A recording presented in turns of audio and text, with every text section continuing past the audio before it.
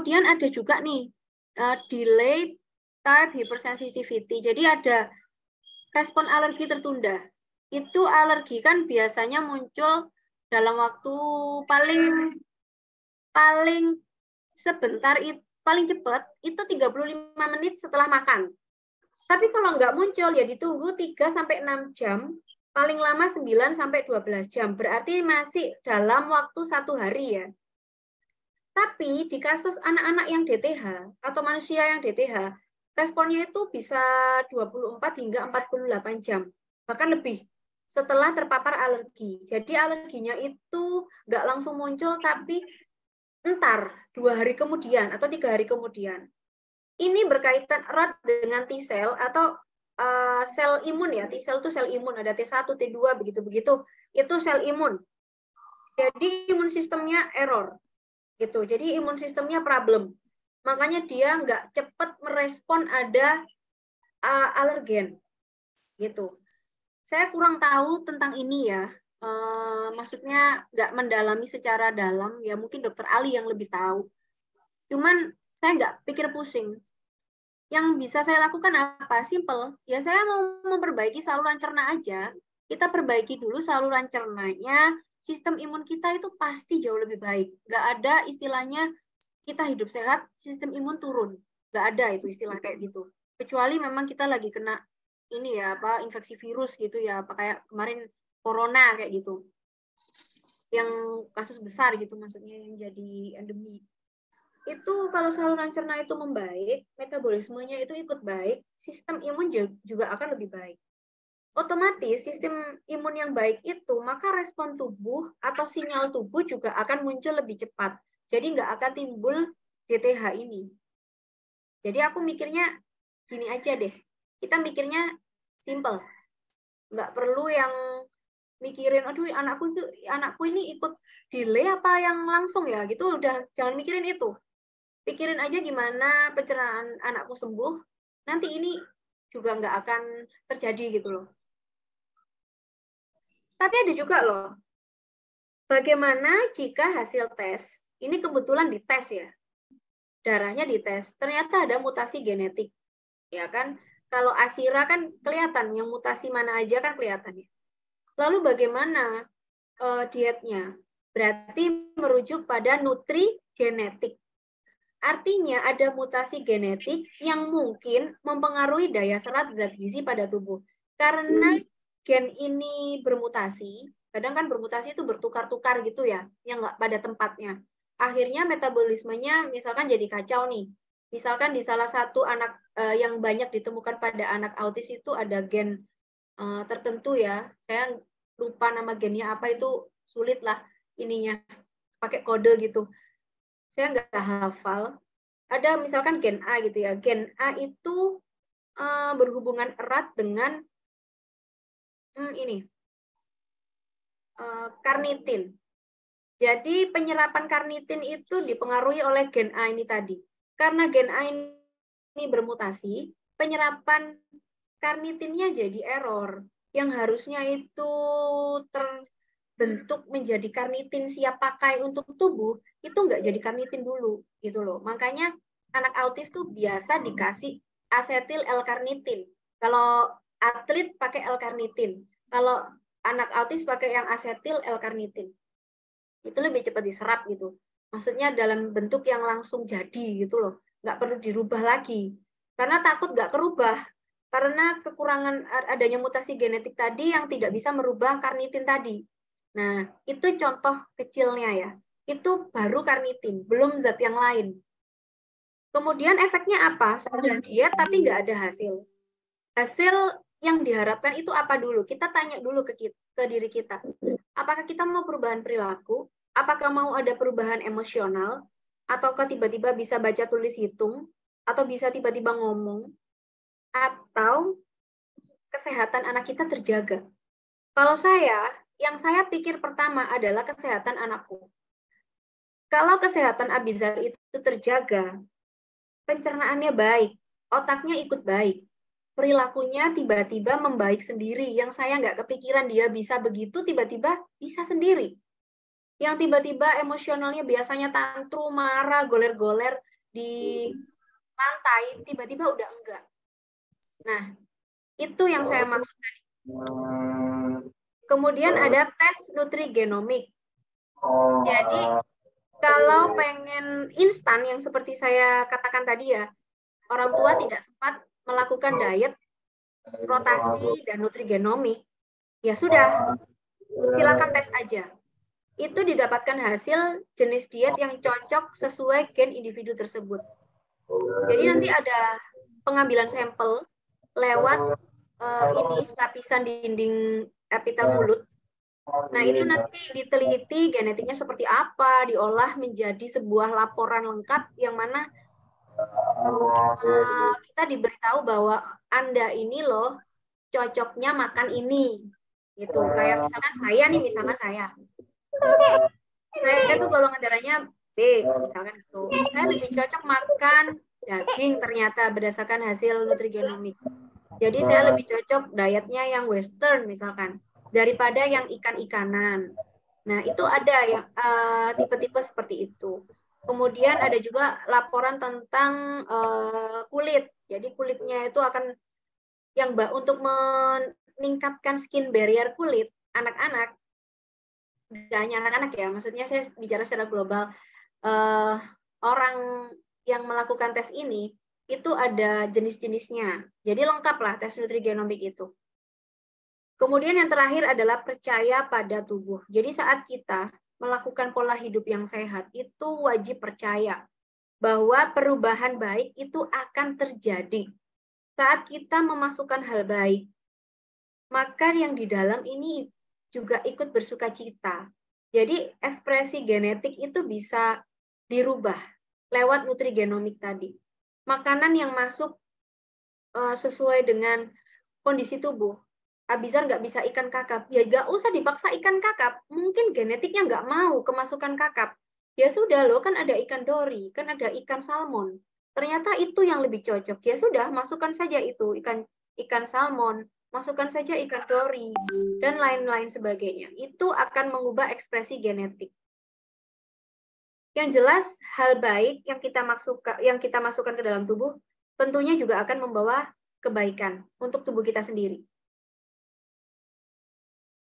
Nah, ini ada sekilas ya, contoh hasil tes nutrigenomik dari Klik DNA-ku.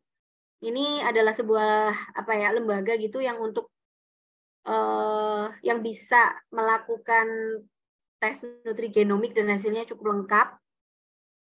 Jadi nanti akan keluar hasil seperti ini. Ini secara singkatnya preskripsi dietnya, resep dietnya lah istilahnya ya. Makan pagi karbohidrat kompleksnya jumlahnya 100 gram. 100 gram itu berarti misalkan 10 sendok makan. Atau ditimbang juga boleh, tapi ribet ya. Kita pakai URT aja. URT itu ukuran rumah tangga. 1 centong tuh biasanya 100 gram. Lauk nabati 100 gram. Lauk hewaninya 70 gram. Sayuran 100 gram. Minyak 5 gram. 1 sendok teh doang. Buah 120 gram. Berarti kalau kita sudah dapat resep begini, misalkan nih, lebih enak dong, ya kan? Misalkan nih saya Abizar, saya nutrigenomikin. Saya tes. Jadi pagi saya nggak usah bingung ngukur menu. Langsung aja karbohidratnya, langsung saya ambil nasi 1 centong. Lauk nabatinya, misalkan tumis jamur atau apa tadi? Misalkan lauk nabati ini bisa ini ya, bisa jadi snack ya. Kayak kacang hijau santan tadi ya. Yang penting kan masuk loh. 100 gram juga, ya tinggal saya kalikan 10 sendok makan gitu. Lauk hewaninya 70 gram nih biasanya 1 genggam. Sayurannya 100 gram 3/4 gelas. Minyak 5 gram 1 sendok makan. Buah 120 gram. Jadi lebih mudah. Makan siangnya berapa, makan malamnya berapa, itu sudah ditakar. Jadi kebutuhan tubuhnya itu kita nggak usah pusing ngitung. Nih, ngitung kayak gini, ini tugasnya ahli gizi yang ngitung ini. Ini sudah lengkap. Nah, kemudian ada lagi laporan. Ini laporannya banyak banget ya. Ini saya ambil sampel-sampelnya aja. Jenis dietnya. Jadi jenis dietnya kecenderungannya untuk mengalami kelebihan berat badan itu kayak gimana? Tinggi banget nggak ya resiko kamu itu obesitas kayak gitu loh. Itu dijawab, kamu memiliki resiko sedang untuk mengalami kelebihan berat badan. Berarti misalkan dibandingkan orang yang punya resiko tinggi, kita lebih rendah resikonya untuk kelebihan berat badan. Otomatis berkaitan dengan diabetes mellitus kita juga lebih rendah daripada orang yang berpotensi kelebihan berat badan.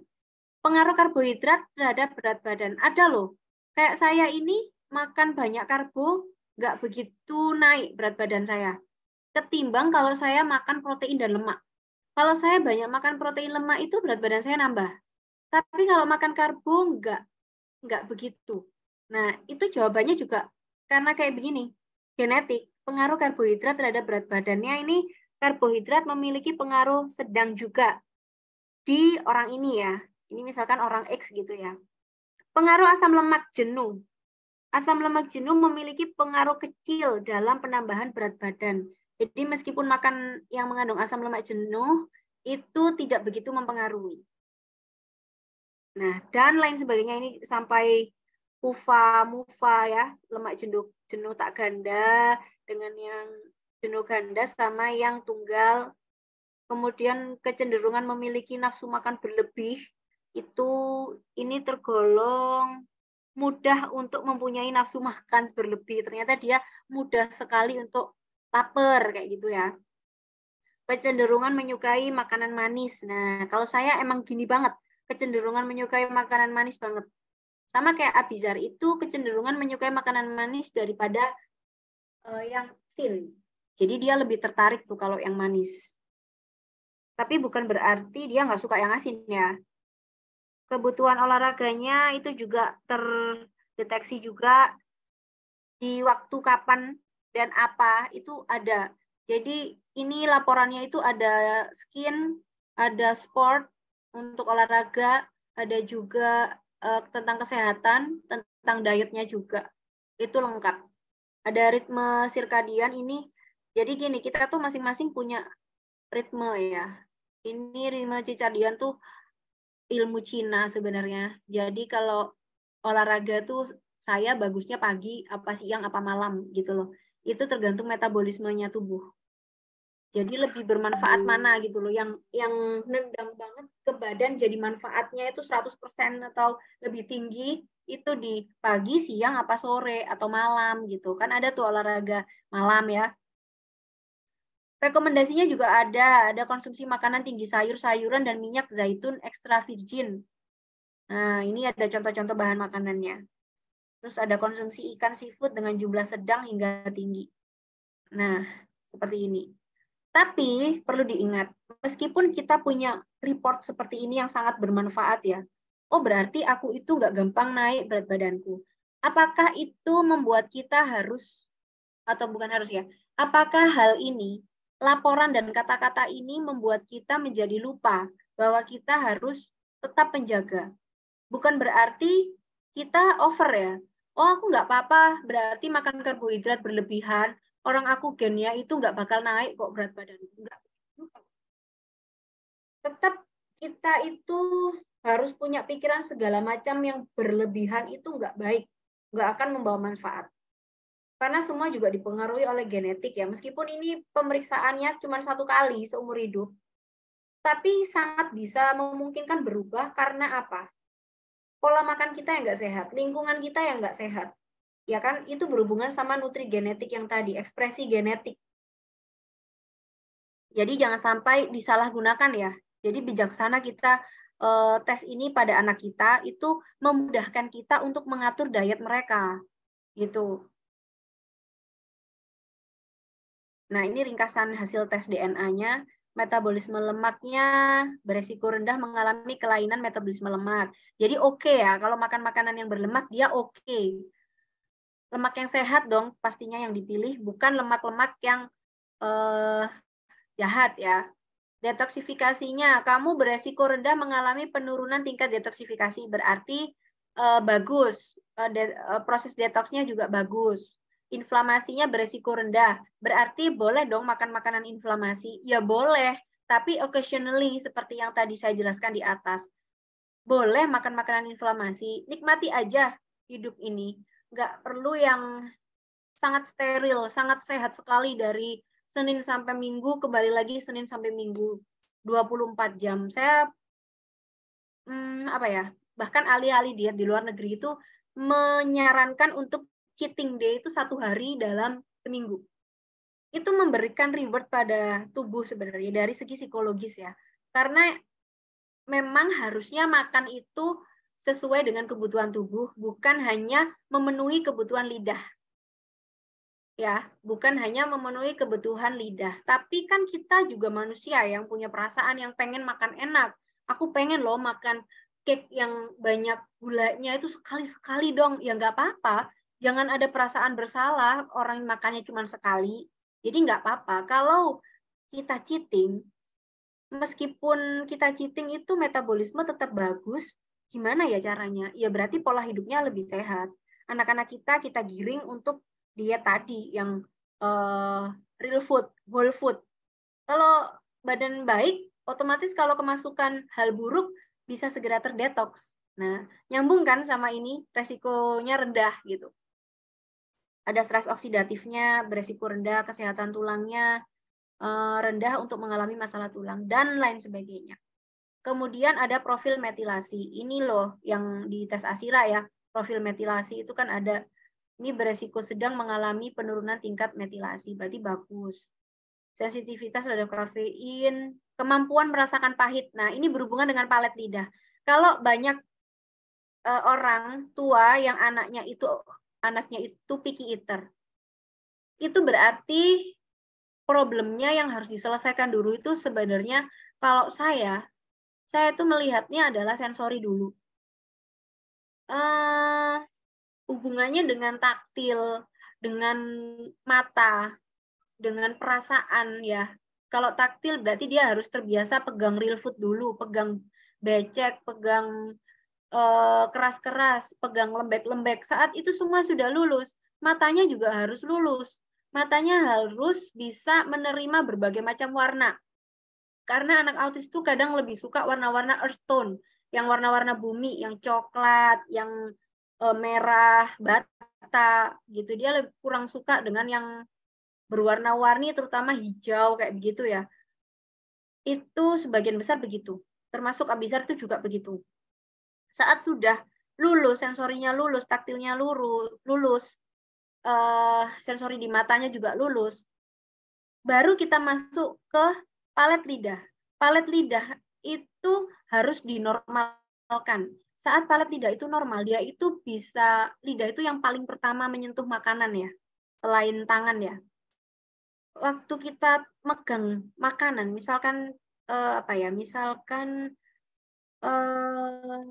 pisang gitu, itu kan ada sensasi lembut, agak-agak dingin. Waktu kita mengupas kulitnya itu kan keluar aroma yang khas, kemudian ada kayak lengket-lengketnya. Itu saya berbulan-bulan ngajarin Abizar mau mengupas sendiri. Jadi selama belum mau itu saya potongin terus. Suatu hari saya mikir, wah ini kelamaan kalau kayak gini, ya udahlah aku pakai cara ekstrim. Dia mau pisang tapi saya biarin. Kalau kamu mau pisang, kamu kupas sendiri. Akhirnya dia kupas sambil dielap-elap ke tembok, ke baju, ke rambut. Jadi bau pisang semua itu sebaju. Malah makin marah dia, makin tantrum. Itu berarti taktilnya belum lulus. Boro-boro mau makan gitu loh.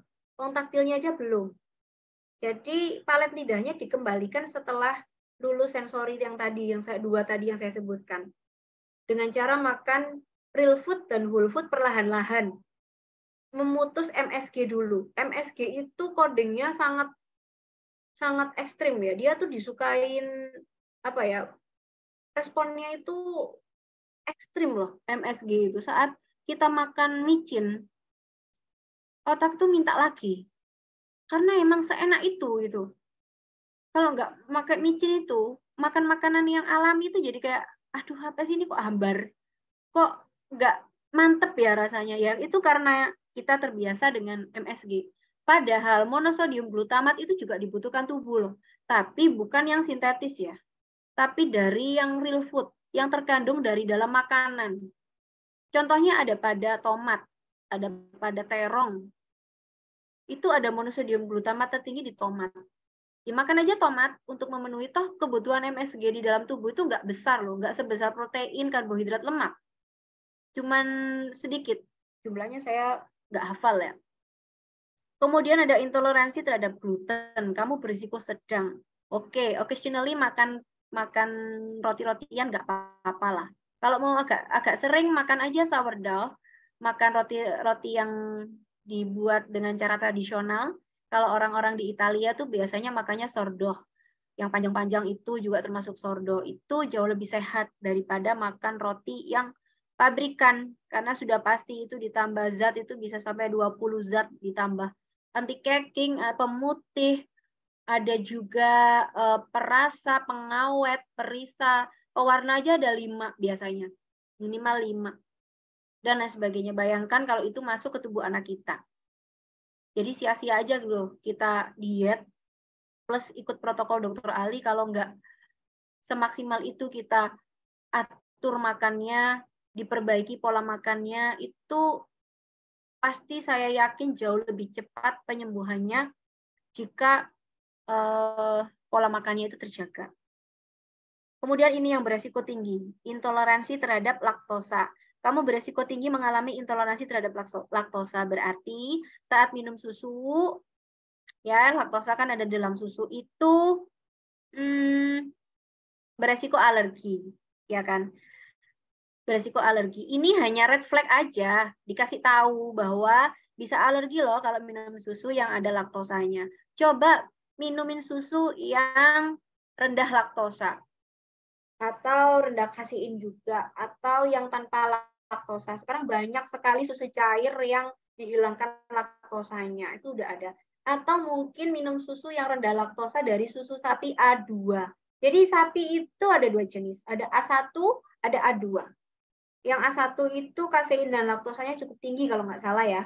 Yang A2 itu laktosa dan kaseinnya cukup rendah. Biasanya kalau saya lagi di perjalanan, kehabisan makanan ya untuk Abizar, yang mau susu, sesekali lah saya kasih susu. Itu saya belikan Kin yang A2, mereknya Kin yang A2. Itu bukan UHT, kalau nggak salah dia itu pasteurized. Jadi beda ya. UHT itu ultra high temperature, dia diberikan tekanan yang dengan suhu tinggi sepersekian detik, kalau nggak salah cuma 5 detik. Itu untuk mematikan bakteri dan lain sebagainya. Tapi kandungan gizinya juga ikut hilang, enzimnya juga ikut hilang. Tapi kalau pasteurisasi, susu yang dipasteurisasi itu cuma direbus sampai suhu 45 sampai 75 derajat. Itu masih sangat banyak vitaminnya daripada UHT. Jadi lebih pilih yang pasteurisasi ya. Itu yang dari susu A2 atau mungkin susu kambing. Nah, itu jauh lebih aman daripada susu sapi ya.